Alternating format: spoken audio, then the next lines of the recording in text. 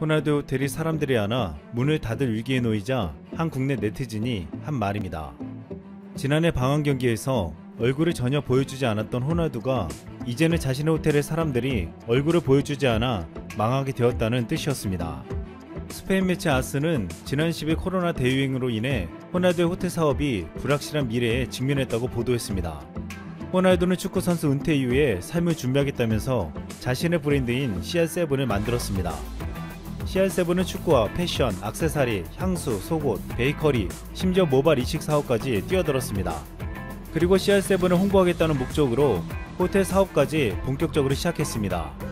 호날두는 이 호텔 사업에 무려 4천만 달러, 하나로 약 461억 원을 투자했습니다. 포르투갈을 시작으로 스페인 마드리드에서 성공적으로 개장하고 올해는 미국 뉴욕과 모로코에 진출하고 내년에는 파리와 이후 맨체스터에도 오픈할 계획이었습니다. 호날두는 전세계 10개 도시에 총 3,500개 객실을 늘리겠다고 큰소리치며 여기에 총 3,200억 원을 쏟아부을 것이라고 말했습니다. 하지만 코로나가 이 같은 호날두의 꿈을 산산조각 내버렸습니다.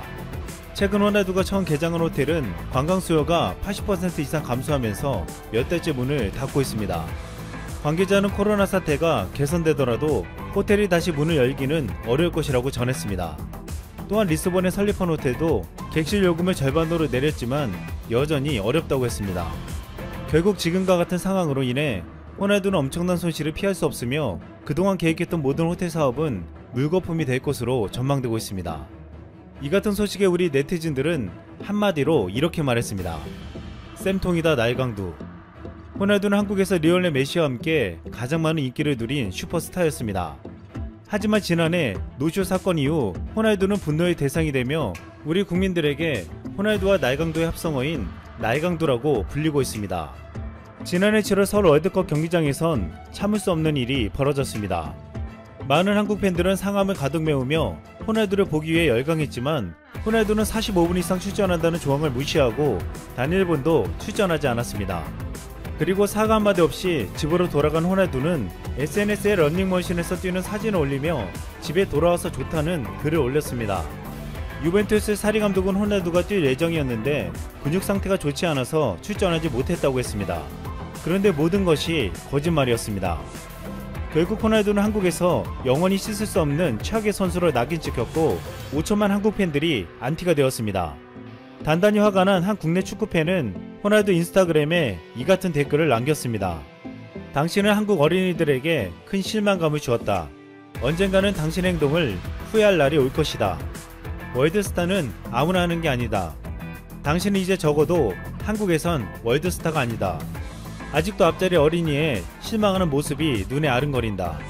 또한 호날두의 라이벌 리오넬 메시를 언급하며 호날두보다 메시가 인성으로 보나 실력으로 보나 훨씬 더 대단한 선수라고 비꼬는 댓글도 달렸습니다. 호날두가 어릴 때 자신의 우상이라고 했던 손흥민도 노쇼 사건 이후 호날두의 인스타그램 계정을 언팔했습니다. 손흥민은 노쇼 사건이 터지기 전 유벤투스와 토트넘의 아시아 투어 경기에서 유니폼을 교환하며 경기 후 손흥민은 호날두 인스타그램 계정까지 팔로우했습니다. 하지만 노쇼 사건 이후 바로 언팔한 것입니다. 호날두 행동은 기본적인 인성과 팬들이 중시했던 손흥민에게도 납득할 수 없는 처사였습니다. 그러면서 언론과 팬들 사이에서는 호날두와 손흥민에 대한 비교가 이루어지고 있습니다. 호날두는 자신의 브랜드를 만들어 호텔 사업을 무리하게 확장하려고 할 때 손흥민은 100억이 넘는 자신의 돈으로 춘천의 유소년 축구센터를 지었습니다. 이 축구센터는 미래의 한국 축구 인프라를 위해서 순전히 자비로 지은 것이었습니다. 더욱 놀라운 것은 유소년들에게 전액 무료로 운영되고 저소득 다문화 자녀들을 위한 교육도 하고 각 지역마다 체험캠프도 열고 있다는 것입니다. 또한 집이 먼 아이들에게는 50평이 넘는 고급 아파트에서 머물며 숙식을 해결해 주었습니다. 이 축구센터를 지은 것은 손흥민과 손흥민의 아버지가 함께 계획한 것이었는데 처음에 지을 때 많은 사람들이 미쳤냐고 말하며 왜 그렇게 많은 사비를 들여 공사를 하냐고 물었다고 했습니다. 이에 손흥민의 아버지는 경제적으로 여태껏 어렵게 살았지만 돈은 쌓아놓으면 종이에 불과하지만 어떻게 쓰느냐에 따라서 가치가 달라진다고 말했습니다. 그러면서 투자를 아끼면 미래는 없다고 말했습니다. 손흥민의 아버지는 튼튼한 기본기를 가르치면서 인성교육을 중요하게 여겼습니다. 1년에 100권의 책을 읽는 그는 자신이 먼저 책을 읽고 밑줄을 치며 직접 펜으로 토를 달았습니다. 그 중에서 엄선된 30권의 책을 손흥민에게 읽게 하고 책 속에 겸손, 예의, 배려, 성실 등을 가르쳤습니다. 이 같은 방법은 대안학교 형태로 운영되는 손축구 아카데미의 커리큘럼에도 고스란히 들어갔습니다. 대부분의 시간을 언어에 집중하고 독서와 인성교육을 꾸준히 하는 것입니다. 손흥민 아버지는 이 같은 철학과 투자로 손흥민 외에도 7명의 유소년 축구 선수들을 유럽에 진출시켰습니다. 손흥민은 휴가 때면 어김없이 춘천으로 와서 손축구 아카데미 아이들과 시간을 보내고 축구화를 선물한다고 했습니다. 손흥민과 호날두는 인성 자체가 달랐습니다. 최고의 축구 실력을 갖췄음에도 호날두는 탈세와 성추문 등 수많은 사건을 일으키며 인성에 문제가 있음을 드러냈습니다.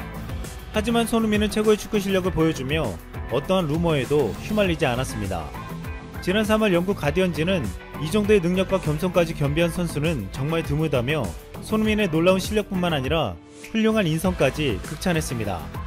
손흥민은 이번 시즌 초반 폭발적인 득점력을 보여주고 있습니다. 웰시는 손흥민의 이 같은 놀라운 모습을 손날두와 연결시켰습니다. 스페인 매체 아스는 손흥민은 그의 닉네임 손날두처럼 더 빠르고 더 결정력 있게 돌아왔다.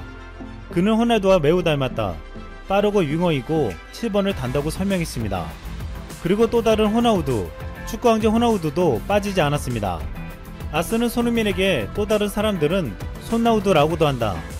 조제 무리뉴 감독이 지난 시즌 벌리전에서 단독 돌파골을 넣은 손흥민을 향해 내 아들은 그를 손나우두라고 부른다고 말하면서 유래됐다고 덧붙였습니다. 이같이 손흥민은 역사상 최고의 선수라 불리는 호날두와 비교될 정도로 월드클래스 선수로 성장했습니다. 몇 해 전까지만 해도 손흥민의 아버지는 월드클래스란 이름을 함부로 붙여주지 않았습니다. 그는 지네딘 지단이나 크리스티아노 호날두처럼 천부적인 재능을 지닌 선수들의 몸값은 1000억대를 그냥 넘긴다며 이 정도 돼야 비로소 월드클래스가 됐다고 볼 수 있다고 했습니다. 지난해 피파사나 국제스포츠연구센터가 공개한 손흥민의 몸값은 1300억 원으로 시장 가치는 최소 1200억 원에서 1600억 원에 달한다고 분석되었습니다. 드디어 손흥민의 아버지가 인정하는 월드클래스가 된 것입니다. 그리고 손흥민의 몸값은 전성기가 지난 호날두의 몸값을 이미 추월했습니다. 손흥민은 지난 10일 발표된 유럽리그 파워 랭킹에서 9위에 랭크되며 레반도프스키와 호날두보다 높은 순위에 올랐습니다. 또한 유럽 5대 리그 통합 베스트 11에도 이름을 올렸습니다. 손흥민이 여기까지 올 수 있었던 이유로 말한 아버지의 가르침 중에 호날두가 꼭 들었으면 좋았을 법한 말이 있습니다. 뛰어난 을 전해드리고자 합니다. 바로 우리나라 반도체가 또 날아가고 있다는 소식인데요. SK하이닉스가 미국 IT 기업이죠. 마이크로소프트에 연간 최소 3조 원 규모의 반도체를 공급할 것이라는 소식이 현재 들리고 있습니다. 우선 미국 정부의 제재로 중국 화웨이에 반도체를 팔 수 없게 된 하이닉스가 이런 상황에서 마이크로소프트라는 초대형 고객사를 확보할 수 있게 됐다는 좋은 평가가 나오고 있는데요. 우선 SK하이닉스 이석희 사장은 이달 말에 사티아 나델라 마이크로소프트 최고 경영자 즉 CEO와 만나서 이 같은 내용을 담은 업무 협약을 체결할 예정이라고 합니다. 반도체 업계에서는 이 SK하이닉스가 마이크로소프트에 공급하는 반도체 매출 규모는 약 3조 원을 웃돌 것이라는 이야기가 돌고 있을 정도로 굉장한 빅딜인데요.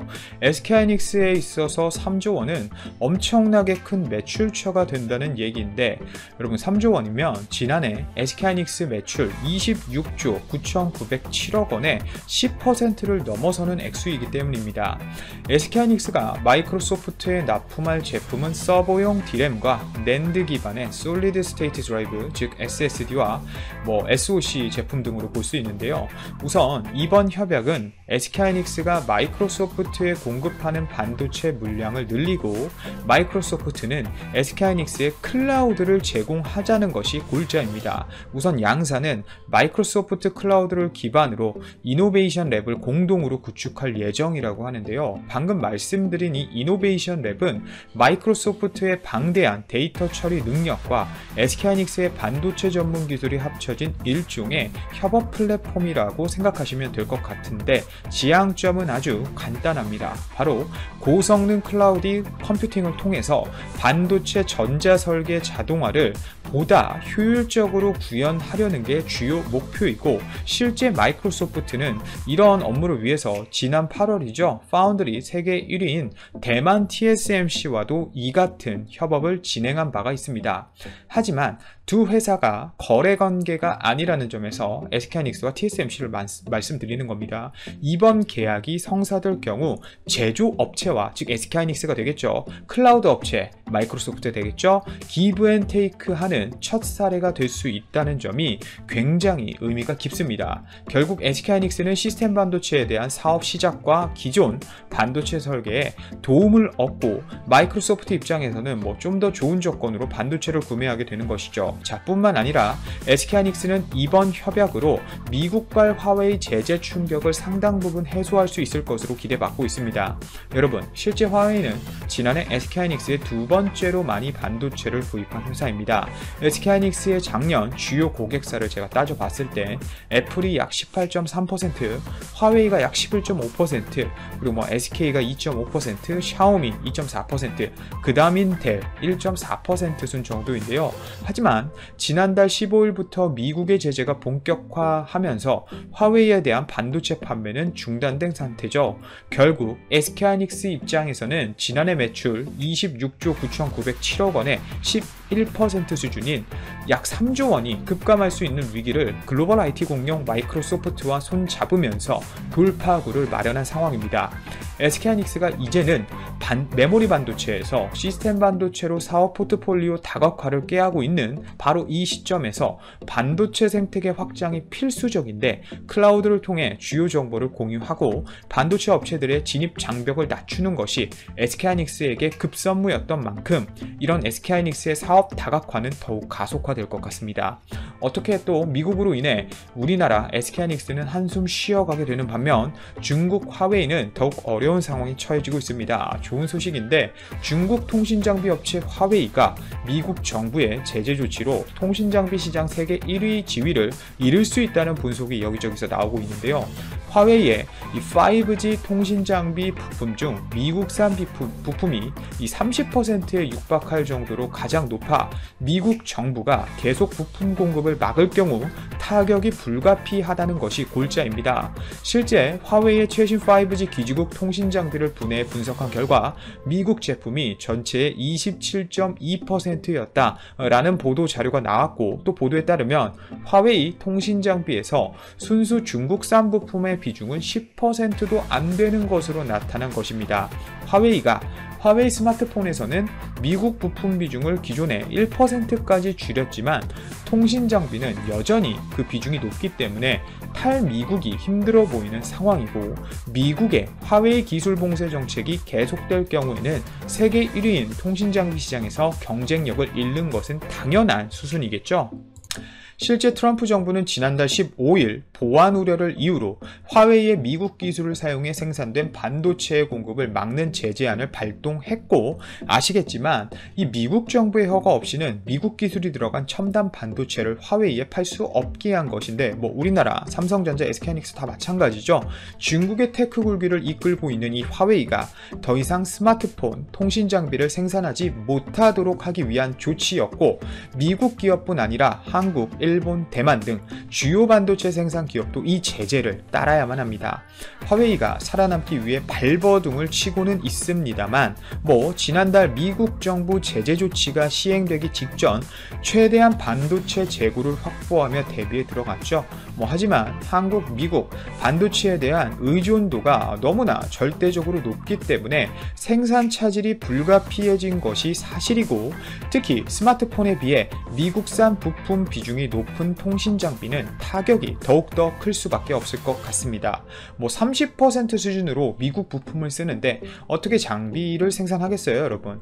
실제 화웨이 통신 장비에 들어가는 이 FPGA 프로그래머 반도체 같은 경우는 전량 미국 레티스 세미컨덕터와 차일링스, 최근에 AMD까지 이야기가 나오고 있는데 기지국 전원을 제어하는 반도체는 텍사스 인스트루먼트, 온세미컨덕터, 그리고 통신 스위치 부품은 브로드컴 등 이 미국 기업 부품이 아주 다수 들어간다고 합니다. 모두 화웨이 통신 장비의 핵심 부품들이죠. 저거 없으면 어떻게 할 수가 없는 반도체예요. 또 화웨이 통신 장비에는 미국산에 이어 삼성전자, 메모리 반도체 등 한국산 부품이 또 많았고, 일본산 부품은 TDK와 세이코, 앱손 제품 정도가 있다고 하네요. 그리고 이 중국 업체가 설계한 반도체 중 60%가 대만 파운드리, 즉 TSMC가 생산한 것으로 보이기 때문에 미국의 제재 이후에는 이런 부품들마저도 사용할 수 없게 된 상황입니다. 16나노 이하 제품에 대해서는 못 쓰게 하고 그 이상은 쓰게 해주겠다, 이런 또 허락이 나왔다고 하는데, 그 제재에 대한 허락을 해준 것은 제가 또 추후에 이야기해 드리도록 하겠습니다.